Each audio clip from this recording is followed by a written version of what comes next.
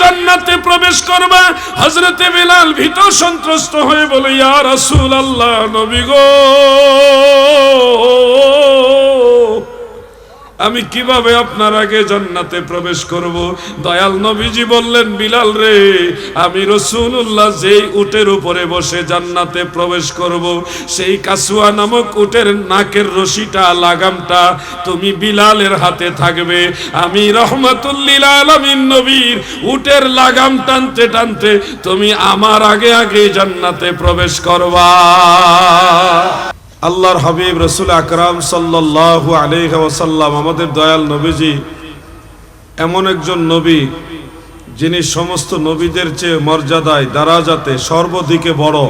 নবীজির সমতুল্য অন্য কোনো নবীকে আল্লাহ বানান নাই, কাউকেই বানান নাই। যার প্রমাণ হিসেবে আমরা দেখি, সুম্মা দানা ফাতাদাল্লাহ ফাকানা কাবা কাউসাইনি আও আদনা, সূরা নজমের মধ্যে আল্লাহ তাআলা বলেন যে অতঃপর তিনি তার নিকটবর্তী হলেন, মানে নৈকট্য আরো বেশি অর্জন করলেন।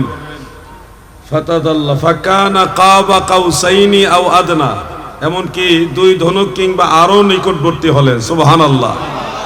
এটা হলো কুরবিয়ত হাসিল করলেন, নৈকট্য হাসিল করলেন। আল্লাহ তাআলার কাছে গেছেন, দূরের থেকে কাছে গেছেন এরকম না, এটা নৈকট্য হাসিল। আকীদার সাথে যেন সাংঘর্ষিক না হয়, বিষয়গুলি আমাদের খেয়াল রাখতে হবে। আল্লাহকে দূরে মনে করা যাবে না। আল্লাহ তাআলা জিসমানি বা কোনো জাতগতভাবে আমাদের কাছে আছে এরকমও মনে করা যাবে না, বরং সার্বক্ষণিকভাবে ভাবতে হবে সব কিছু আল্লাহ তাআলার কাছেই আছে। আল্লাহ তাআলার সীমানার বাহিরে যাওয়ার ক্ষমতা কাহারও, আল্লাহর সীমানার বাইরে আর কোনো সীমানাও নেই। তো কেন আল্লাহ তাআলা নবীজিকে এত উপরে নিলেন? এত উপরে নেওয়ার হাকিকত হলো, আপনারা জানেন মেরাজ রজনীতে 7 আসমানে একাধিক নবীর সাথে নবীজির সাক্ষাৎ হয়েছে। এর মধ্যে 6ষ্ঠ আসমানে হযরতে মূসা আলাইহিস সালামের সাথে নবীজির সাক্ষাৎ। 7ম আসমান, সর্বোচ্চ আসমানে হযরত ইব্রাহিম খলিলুল্লাহ আলাইহিস সালামের সাথে আমাদের নবীজির সাক্ষাৎ। এরপরে আর কোনো নবী নাই, এর উপরে আর কোনো নবী নাই। এর উপরে পাশাপাশি সিদরাতুল মুনতাহায় হযরতে জিবরিল আমিন আলাইহিস সালামের অবস্থান। বড়ই গাছের নিচে, কুল গাছের নিচে, ওইখানে হযরতে জিবরিল আমিন আলাইহিস সালাম অবস্থান করেন। এর উপরে আল্লাহ তাআলা আরো নিলেন, নবীজিকে আরো নিলেন। নিতে নিতে আরশে আজিম পর্যন্ত সীমাবদ্ধ রাখেননি, কারণ আরশে আজিম বহন করার ফেরেশতা আছে। নবীজিকে ওইখানে সীমাবদ্ধ রেখে দিলে ফেরেশতাদের সমান হয়ে যাচ্ছে। এজন্য আল্লাহ তাআলা নবীজিকে আরশে আজিমেরও উপরে নিলেন। এত উপরে নিয়েছেন, সহিহ বুখারীর মধ্যে উল্লেখ রয়েছে কিতাবুত তাফসীরের মধ্যে, যে বিমা লা ইয়ালামুহু ইল্লাল্লাহ, এত উপরে নবীজিকে আল্লাহ তাআলা নিয়েছেন যেই উপর সম্পর্কে আল্লাহ তাআলা ব্যতীত আর কেউ জানেই না। কেন আল্লাহ এত উপরে নিলেন? এত উপরে কেন নিলেন? দুনিয়াতে রেখেও তো আল্লাহ তাআলা নবীজির সাথে ওহীর মাধ্যমে কথা বলতে পারতেন, অথবা 7ম আসমান পর্যন্ত রেখেও তো আল্লাহ তাআলা নবীজিকে দেখা দিতে পারতেন, কথা বলতে পারতেন। সিদরাতুল মুনতাহা রেখেও তো আল্লাহ কথা বলতে পারতেন, দেখা দিতে পারতেন। এত উপরে নেওয়ার হাকিকত হলো আল্লাহ তাআলা বোঝালেন, নবী গো, আমি আল্লাহরই কুল কায়নাতে যা কিছু আছে সব কিছুর উপরে আপনাকে তুলে জগৎবাসীকে এটাই বুঝাইলাম, আমি আল্লাহর সমগ্র সৃষ্টি জগৎ আমার রাসূলুল্লাহর কদম মুবারকের নিচে। আল্লাহর হাবিবের ইজ্জত সম্মান বোঝানোর জন্যই মূলত আল্লাহ তাআলা আমার নবীকে উপরে নিয়েছেন। এজন্য শেখ সাদী কবিতা লিখেছেন, বালাগাল উলা বিকামালিহি কাশাফাত দুজা বিজামালিহি হাসুনাত জামিউ খিসালিহি সাল্লু আলাইহি। আল্লামা শেখ সাদী রাহমাতুল্লাহ আলাইহি কবিতার ভাষায় লিখেন, বালাগাল উলা বিকামালিহি, নবী গো,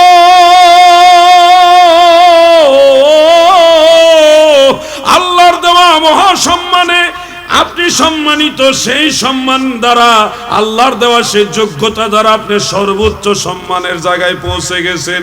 আমার আল্লাহ নিয়ে গেছেন, নবীজি পৌঁছে গেছেন বালাগাল উলা। উলা মানে সুম্মা দানা ফাতাদাল্লাহ ফাকানা কাবা কাউসাইনি আও আদনা।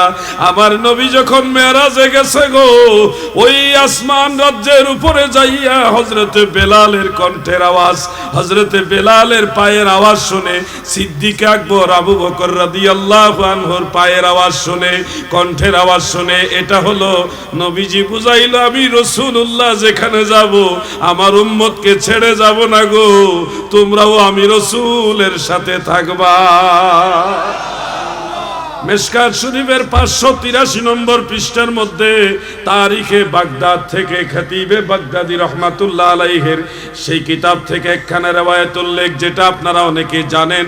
এছাড়া রজিনের মধ্যে রাওয়াহুর রজিন বলে যে কিতাবটা উল্লেখ, সেখানের মধ্যে উল্লেখ রয়েছে ইমাম আবুল হাসান আর রাজিন রাহিমাহুল্লাহ, তিনি তার বিখ্যাত গ্রন্থ সেই কিতাবের মধ্যে এটা উল্লেখ করেন। আমার দয়াল নবী বলেন হযরতে বিলালকে, বিলাল তুমি আমার আগে জান্নাতে প্রবেশ করবা। বিলাল ভয় পেয়ে গেছে, যেখানে আমার নবীর আগে অন্য কোন নবীও জান্নাতে প্রবেশ করতে পারবে না। ইন্নাল জান্নাতা হুররিমাত আলাল আম্বিয়া হাত্তা আদখুলাহা। আমি রাসূল জান্নাতে প্রবেশ করার আগে অন্য সব নবীদের জন্য জান্নাতে প্রবেশ করা হারাম। আমার নবীর আগে আর কোন নবী জান্নাতে প্রবেশ করতে পারবে না। সেই জান্নাতে আল্লাহর নবী বলেন বেলাল তুমি আমার আগে জান্নাতে প্রবেশ করবা। হযরতে বেলাল ভীত সন্ত্রস্ত হয়ে বলে ইয়া রাসূলুল্লাহ, নবী গো আমি কিভাবে আপনার আগে জান্নাতে প্রবেশ করব? দয়াল নবীজি বললেন বিলাল রে, আমি রাসূলুল্লাহ যেই উটের উপরে বসে জান্নাতে প্রবেশ করব, সেই কাসুয়া নামক উটের নাকের রশিটা, লাগামটা তুমি বিলালের হাতে থাকবে। আমি রহমাতুল লিল আলামিন নবীর উটের লাগাম টানতে টানতে তুমি আমার আগে আগে জান্নাতে প্রবেশ করবা। দয়াল নবী তুমি গুণমনি, দয়াল নবী তুমি গুণমনি, এই পাপী লোক তারাইবেন বলে গো নবী, পাক কোরআনেতে শুনি গো নবী। দয়াল নবী তুমি গুণমনি, দয়াল নবী তুমি গুণ। হযরত বেলালের দুইটা আমল ছিল। এক নম্বর আমল ছিল তিনি সর্বাবস্থায় অজু অবস্থায় থাকার চেষ্টা করতেন। যখনই অজু ভাঙতেন, হাজতের প্রয়োজন হতো, এটা সেরে আবার অজু করে নিতেন। এরপরে দ্বিতীয় আমল ছিল উনি অজু করার পরে তাহিয়াতুল ওযু 2 রাকাত নামাজ আদায় করে নিতেন। এই 2 আমলের কারণে দয়াল নবী তিনাকে এই পুরস্কার দিয়েছেন। ভাই আমার, আমরাও চেষ্টা করব ইনশাআল্লাহ আমল করার চেষ্টা করব কিনা। এছাড়া হযরত বিলালের অনেক বড় আত্মত্যাগ রয়েছে। উমাইয়া ইবনে খালফ সে যখন হযরত বেলালকে উত্তপ্ত বালির, উত্তপ্ত মানে গরম বালির উপরে শুইয়ে দিয়ে বড় পাথর সিনার উপরে চাপ দিয়ে দিয়েছে, আর বলতেছে তুমি মুহাম্মদকে অস্বীকার করো, নবী মুহাম্মদের ধর্ম ত্যাগ করো। কিন্তু হযরত বেলাল বললেন আহাদ আহাদ আহাদ, আমার আল্লাহ একক, আমার আল্লাহ একক, আমি আখিরি নবীর দাওয়াত থেকে চুল পরিমাণ সরে যাব না। সুবহানাল্লাহ বলে। বাংলাদেশের জমিন আর কতটুকু গরম হয়? সৌদি আরবে যারা প্রবাসী ছিলেন বা উমরা করতে গেছেন, হজে গিয়েছেন, আপনারা তো জানেন সৌদি আরবের মাটিতে খালি পা রাখা যায় না, এত গরম। উত্তপ্ত মরুভূমির বালির মধ্যে ওনাকে শুইয়ে দিতেন। ওইখানে যদি এত গরম হয়, একটা ডিম যদি আপনি ফেলে দেন সাথে সাথে এটা ভাজা হয়ে যাবে, এত গরম। সৌদি আরবের মরুভূমি, হাঁটা যায় না, এত গরম। খালি পায়ে হাঁটলে সাথে সাথে চামড়া খসে যাবে, এত গরম। সেখানে শুয়ে দিয়ে গরম পাথর, বড় পাথর সিনার উপর দিয়ে দিয়েছে, এরপর আমার নবীজির কদম মোবারক ছাড়ে নাই।